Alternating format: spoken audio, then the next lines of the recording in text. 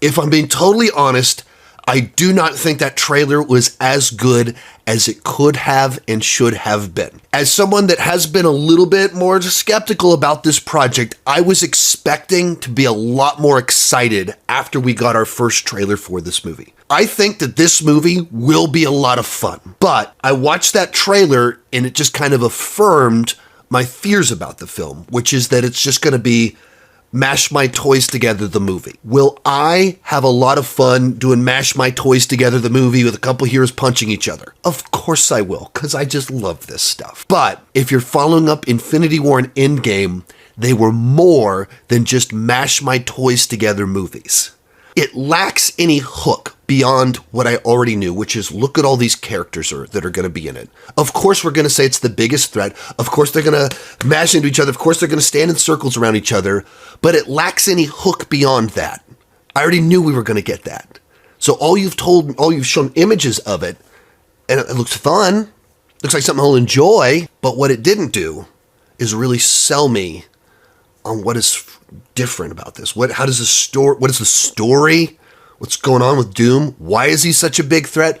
It didn't have a hook. It didn't have anything new beyond what I already knew to expect from this movie. And so if this trailer didn't have as much anticipation, if it wasn't, following up Endgame, if it wasn't throw all these resources at it, I saw this trailer and go, oh, that looks like a lot of fun. But with the amount of weight on it, with what it's following up, and you put out the trailer and it sells it on, man, there's a big threat that's bigger than ever. Who is that threat? Oh, we'll just show a couple sides of his face.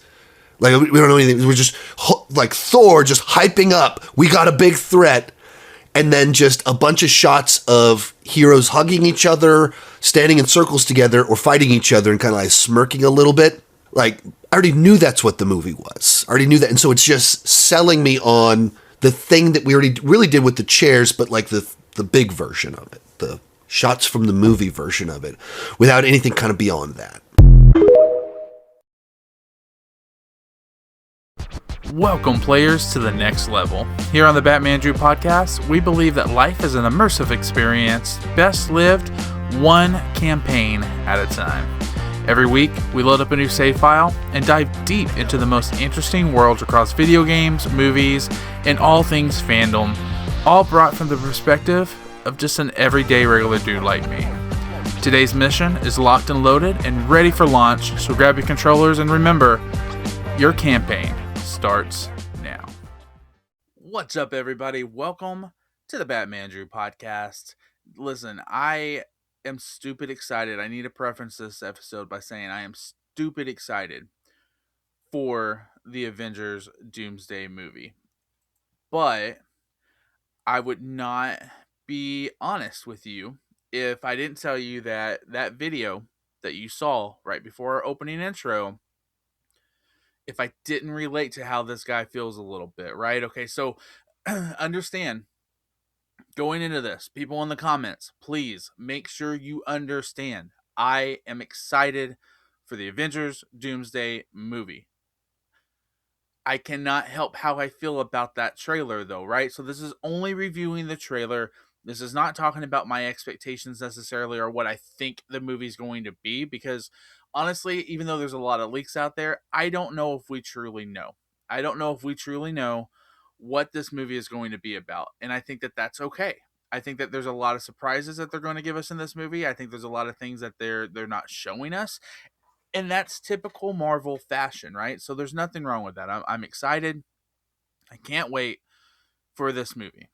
But as we review most things on the Batmandrew podcast, I'm going to give it a 2 loves, 1 hate for Avengers Doomsday trailer review.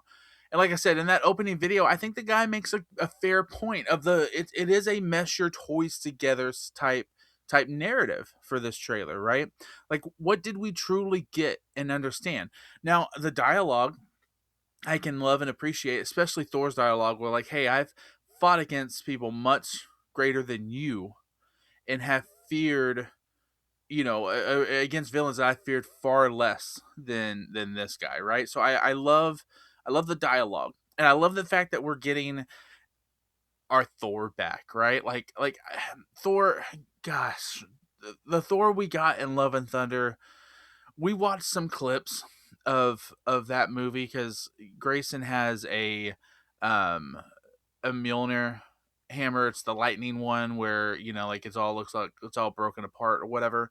He was playing with it and he was asking like why was it cracked, and so we showed him. He hasn't seen Thor: Love and Thunder. We showed him the clip of where you know, Lady Thor, Jane is it? Yeah, Lady Jane, comes out and how the hammer breaks apart and comes back together and stuff like that.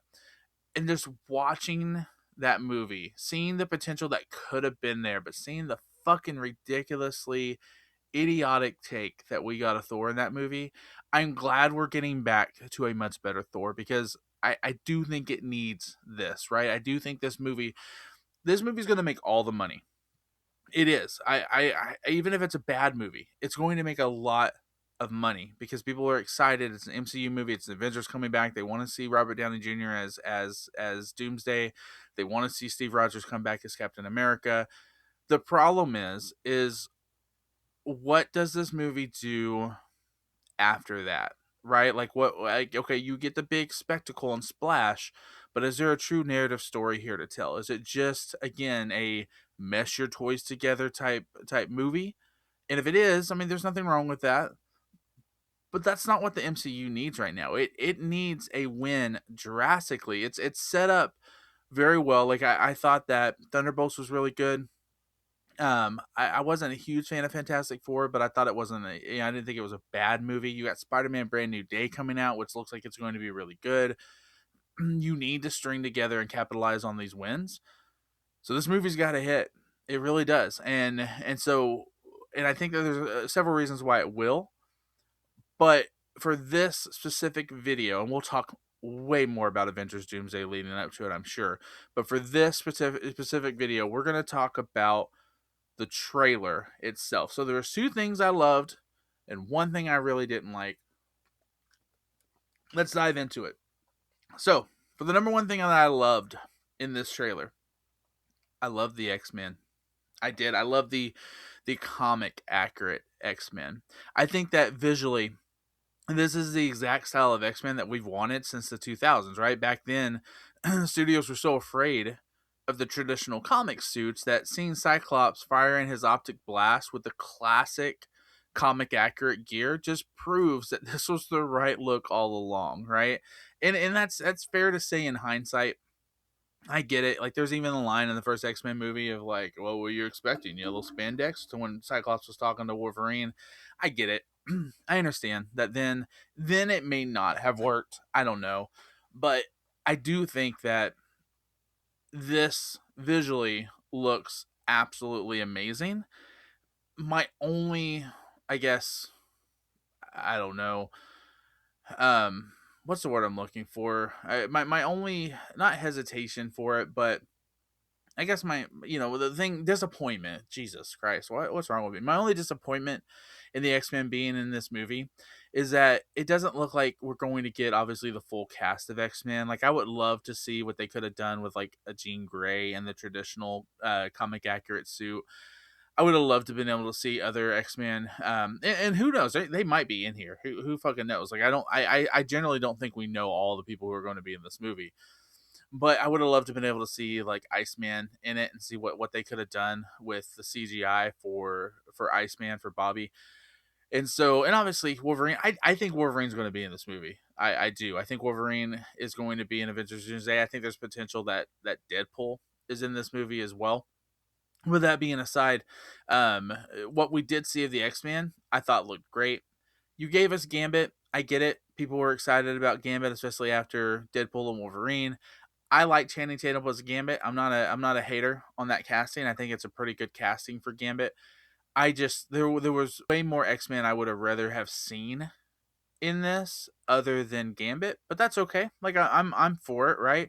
Like shit, give us a traditional rogue. That would have been fucking badass. But okay, fine. We got Gambit. I'm here for it. Okay, that's cool. I will say, even though I'm a fan of Channing Tatum as Gambit, I do think it would have been cool to be able to see the guy who played Gambit in Wolverine come back.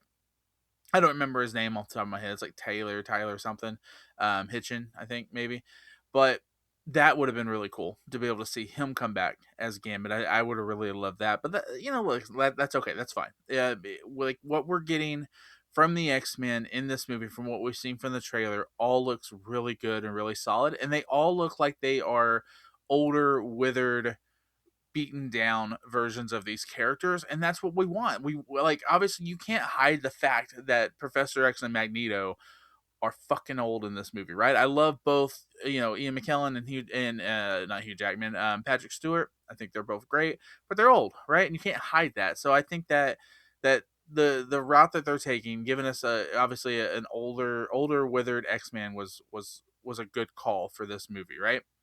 But I've seen a lot of hate online about Mystique and the vibe and the look that she's given. And I gotta tell you, I don't understand it one bit. First of all, we only got a small snippet, and what a great snippet it was when she catches that baton from Yelena, and then she turns into Yelena, and then you get a Yelena versus Yelena fight.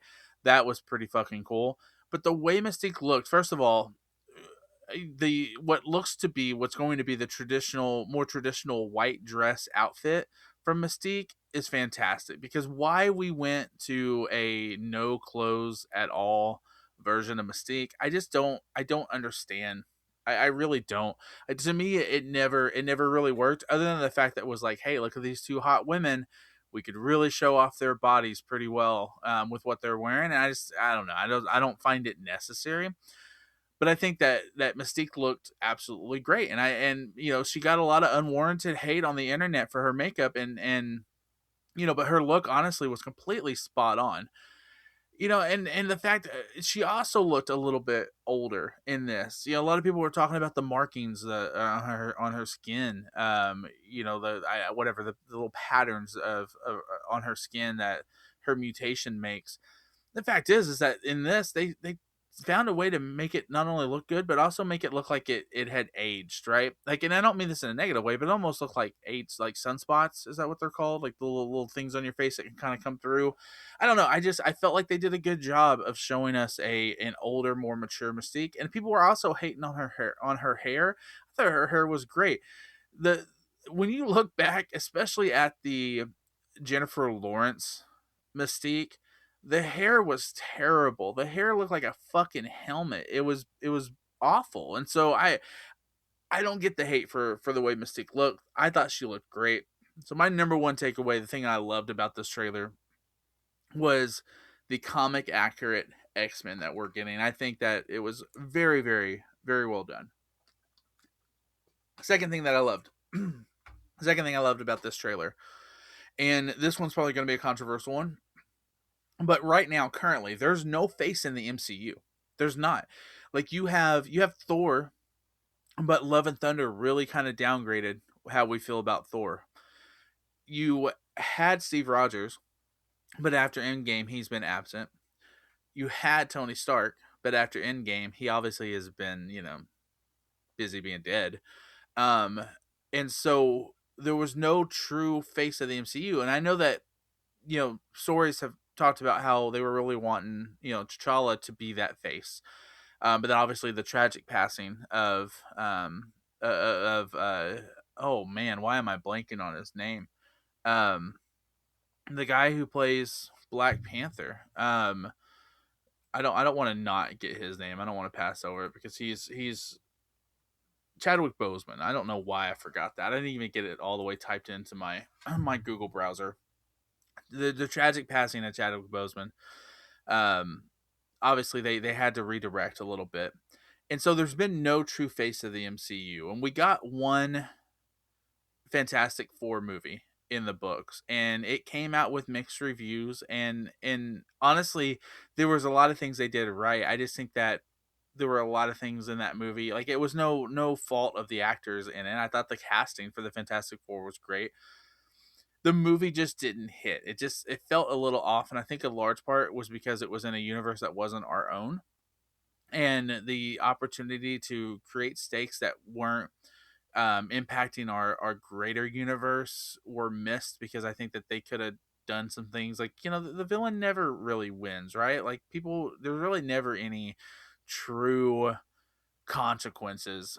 And I think this wasn't our universe. You could have did something like that. You could have introduced us to a character that we were going to love that eventually dies or something. I don't know. But the fact is that we don't have a true face of the MCU. And I think that with the MCU currently lacking that leadership, I think leaning heavily on the Fantastic Four in this trailer was an absolute right move. You see them multiple times. You see Reed Richards multiple times. And obviously there's not a lot of dialogue in this movie. I think we'll see more trailers come forth and you'll see more from Reed Richards, but Doom is obviously the Fantastic Four's villain. And even though we really weren't introduced to him in any sort of way in the Fantastic Four movie, outside of the empty chair and that union meeting where you saw Latveria, and then you had uh, the post credit scene where he was talking to Franklin. Aside from that, we weren't introduced to Victor Von Doom. So I do think that Fantastic Four is going to have a big presence in this movie, and I think that is the absolute right move to go. Because despite how you felt about that Fantastic Four movie, Doctor Doom being their primary arch nemesis, positioning the Fantastic Four as a narrative core gives this audience a clear emotional anchor that we desperately need to rally behind as the multiverse collides. And listen, I had mixed feelings about how I felt about Fantastic Four, but bottom line is that the MCU is trying to course correct right now because they just had failure after failure, and I don't care. Listen, however you want to frame it, there were failure after failure in the MCU, and you can argue about why. I'm not here to argue about that in this specific video, but I am going to say that we need a face to this franchise right now, and we need it quick. And I think Pedro Pascal as Reed Richards, I think getting the Fantastic Four in there, Sue, Johnny, Ben, I think that gives us a quick face to the franchise that we desperately need. I'd be shocked if we don't see more and more of the Fantastic Four pop up in more and more trailers. So that's the second thing that I loved about it. I think that that's the right move. I think that you could clearly see they had some framing of the Fantastic Four that really showed that they're going to be a big player in this movie. And I think that it was the right move to start out the trailer with the dialogue from Doom and then the dialogue from Thor. It gives us a sense of comfort and gives us a sense of being home with these characters. All right. There was one thing I hated about this trailer. Actually, there were a few things I hated, but we're only talking about one of them.